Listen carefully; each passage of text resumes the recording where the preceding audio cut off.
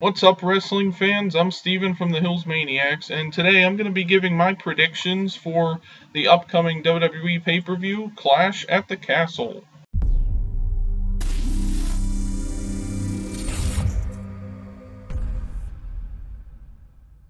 So, first of all, I just want to say this card looks like it's going to be a really good one. There's only like 6 matches. They might add a 7th one, maybe for like a pre-show match or something along those lines, but I think this is going to be a really fun pay-per-view. All the matches on here have been built really well by WWE. All these rivalries that are going on into the pay-per-view and stuff, and the lead up to them, really feel like they are about to mean something with Triple H, in control now of WWE and everything else. They actually are starting to feel more important, and it's starting to feel like a pay-per-view again. I think this is going to be the best pay-per-view they've had since like WrestleMania, honestly, and it might even be better than SummerSlam, which was technically the first one Triple H was in charge of creative for. But I'm looking forward to watching this pay-per-view as well as AEW's pay-per-view that's coming up this Sunday as well. So there's a lot of wrestling going on this weekend, so I kind of like that there's only 6 matches to talk about from this pay-per-view. The first one I'm going to be talking about is the 6-woman tag team match between Bayley, Io Sky, and Dakota Kai versus Bianca Belair, Asuka, and Alexa Bliss. I really like what they're doing with Bayley's new faction.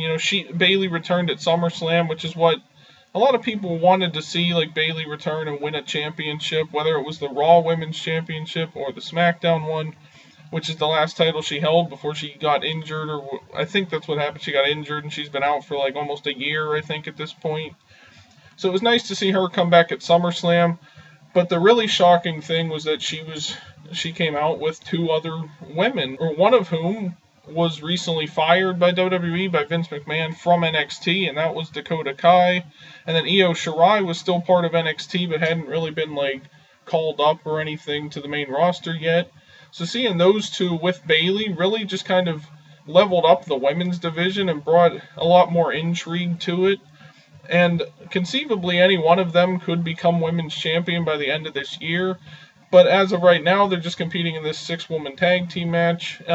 They were part of the women's tag team championship tournament as well, and they lost on Monday, which was, some people didn't really like that much, but I didn't really mind it, I guess, if it goes somewhere. Like maybe they will win the tag team titles, they just didn't want to do it yet.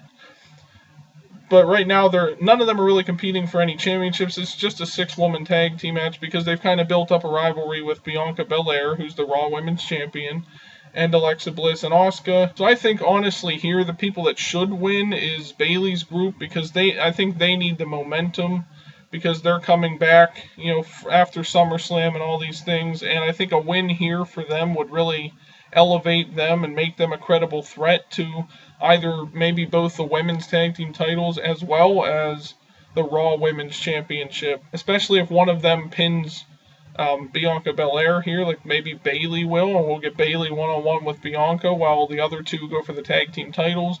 I think this could be a lot of fun no matter how they structure this match, or no matter what happens. I'm sure it'll be a decent match. All 6 of these women in this match are really top-tier competitors from what I've seen. So I'm looking forward to it, and I hope they make the right decision with having Bayley's group win so that they can move on and go and win some championships. There's a lot of different directions that they could go with this group, and I hope that they become this like dominant heel faction. And the best way to do that would be for them to defeat the Raw Women's Champion in a match like this. Next up is another tag team match that honestly has kind of been intriguing at times, and then the story kind of went nowhere earlier in the year, and then it's kind of picking back up again. It's Edge and Rey Mysterio versus Finn Balor and Damian Priest, who are part of the Judgment Day, which was a group formed by Edge at the beginning of the year. I think it was going into WrestleMania, I think. Damian Priest aligned himself with Edge, whose whole new gimmick was that he's going to bring in all these younger people who are sort of on a losing streak or having trouble in their careers, and he was going to elevate them and stuff, and they were heels. And then Finn Balor joined the group, and Rhea Ripley, and then they all turned on Edge for whatever reason, because Vince was still writing this at the time. But I like how Triple H has sort of turned this around and made it feel like Finn Balor and Damian Priest are a legit tag team and they're a legit threat to the tag team division and anybody else on Raw. They seem to be running rampant a lot, like they're kidnapping like Dominic Mysterio and all that kind of stuff. And Rhea Ripley seems to be like the one that's in charge now. So I like the way that this has been built up, at least over the last couple of weeks. You also have the factor of like who will Dominic side with in this feud, because on Raw this past Monday, he was kind of a little bit upset that Rey is teaming with Edge and not him to fight Finn Balor and Damian Priest. So it's probably looking like Dominic will turn heel on Rey and will join the Judgment Day. And then who knows where this faction will go after that. I think that's intriguing, and I think it's going to lead to a 6-person tag team match with Edge and Rey Mysterio and Beth Phoenix against Finn Balor, Damian Priest, and Rhea Ripley. Maybe that's where they'll turn Dom heel. But for right now, I think that even though Edge and Rey Mysterio are the two like legends in this match, and they seem to be like they have the most momentum maybe going into this, I feel like, just like I said with Bayley and them, I feel like Damian Priest and Finn Balor are going to win this match. Maybe it's from the Dominic heel turn and costing Rey and Edge the match, or maybe it's just they win clean and it gives us a glimpse of how truly like threatening they can be to the Raw locker room. And I think they could benefit from this win more than Edge and Rey Mysterio, but we'll have to wait and see. So I think the Judgment Day is going to win this match. Next up on the SmackDown side of things, this was a match that I never thought I honestly would have ever dreamed that I actually wanted to see, but this one should be interesting. It's for the Intercontinental Championship. It's Gunther versus Sheamus. This is the only title that Sheamus hasn't held, so you have that little bit of like intrigue in there, like for Sheamus. He has expressed on like social media and things like that, and interviews and stuff, how this is the championship he wants to win the most, because it's the only thing he hasn't done in his career. He's won the Money in the Bank, he's won the world title and United States title and all that stuff, but he's never been Intercontinental Champion. And I think that adds a little bit of intrigue to the story, because now I kind of want to see Sheamus win the title. But on the other hand, you have Gunther, who only recently, I forget exactly when he won the Intercontinental title, but I was like shocked when that happened, because that was still when Vince McMahon was in charge, and he wasn't really pushing a lot of new people. So to have Gunther come in and win the Intercontinental title off of Ricochet, that was actually pretty surprising. And I don't think he's done much as Intercontinental Champion, or done enough to really be in the position where he should be losing his title yet. I think he's got a good amount of time left as champion, a good number of months maybe before he loses it. Maybe he keeps it till WrestleMania. Honestly, as much as I want to see like Sheamus win this title, I think Gunther retains here, but I think it's going to be a really hard-hitting fight between these two. That's what this feels like it's going to be, and I hope it actually is that, and we just let them go out there and slap the heck out of each other. It's going to be a lot of fun to see how red Sheamus's chest gets from these slaps. So I'm looking forward to that as well. So I think Gunther is going to retain the Intercontinental title here, but maybe this will be a trilogy of matches. Like this is the first one, then they have another match at whatever the next pay-per-view is, and then maybe Survivor Series or Day 1, maybe Sheamus, the match their trilogy concludes with Sheamus winning the Intercontinental title to start off the new year or something like that. So I think this is going to be a lot of fun if this does continue as a feud. I don't think it would be too overwhelming to see them just keep fighting for the title. I don't want to see it like 16 times, but at least having these two cross paths every once in a while, and then Sheamus finally is the one who takes the title off of them, would be a nice story to see, and maybe it causes a rift between Sheamus and his tag team partners that he has right now as well. So you got that factor in there as well. Also on the SmackDown side of things, we have Liv Morgan defending the SmackDown Women's Championship against Shayna Baszler. As shocked as I was to see Liv Morgan cash in her Money in the Bank contract and actually beat Ronda Rousey for the title, I was even more shocked to see her retain the title against Rousey. I know a lot of people probably thought going in that there's no way Liv Morgan survives this. While it was a nice moment, she won the title. We thought Ronda was going to straight up murder her at SummerSlam, but that didn't happen. Liv held her own, and then there was a controversial finish to it. And now they have this whole Ronda Rousey suspension angle going on, which she might come back at the pay-per-view and maybe cost Shayna or something. But Honestly, I kind of want to see Shayna Baszler win the title. I think she needs this. She's been booked like crap for the last couple years that she's been on the main roster. She's been in tag teams that are pretty much meaningless. She did win the women's tag team titles, but that's under Vince McMahon. They really felt pointless, honestly. She hasn't really done much on the women's roster, and she hasn't felt like she did in NXT. But now she's starting to, because Triple H is back in charge. And I think a feud between her and Ronda Rousey is what everybody wants to see at this point. So I think her winning the title here can really propel that story forward. Maybe Ronda comes back, and then you get Shayna versus Ronda, maybe Survivor Series. I don't know if they're changing the structure of how they do Survivor Series this year. Like, maybe it won't be Raw versus SmackDown or anything like that. I don't exactly know. But maybe, like, that could even be the day one program. You know, the first pay-per-view of the year, Shayna Baszler versus Ronda Rousey, or your WrestleMania program. And I don't really feel like Liv Morgan has done much as champion. Like, yeah, while it was a sweet moment and it will go down in history, you know, as a more shocking Money in the Bank cash-in that nobody was really expecting on the day of Money in the Bank, I feel like Shayna Baszler could benefit from this win here. So I think we're going to have a new SmackDown Women's Champion after this Saturday in Shayna Baszler. Now for one of the matches I'm really excited for, Seth Rollins versus Matt Riddle. Yes, Matt Riddle. He did get his first name back.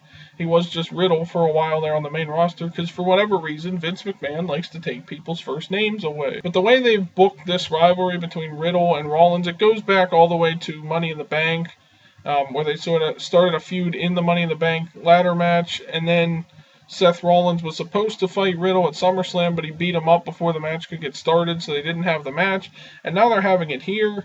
And just off of what I saw this past Monday on Raw, like where they keep, or over the last couple weeks on Raw as well, rather, where they keep fighting in the back, they keep being pulled apart by security. This is one of those classic, like, pull-apart brawls that we've seen from all the previous years of wrestling, you know, back in the Attitude Era and everything else, like, those kind of rivalries between like Stone Cold and The Rock where they're like fighting each other or, you know, saying promos back and forth to each other, and it feels really intense and you feel the emotion to it. And that's what WWE's kind of been lacking over the last few years.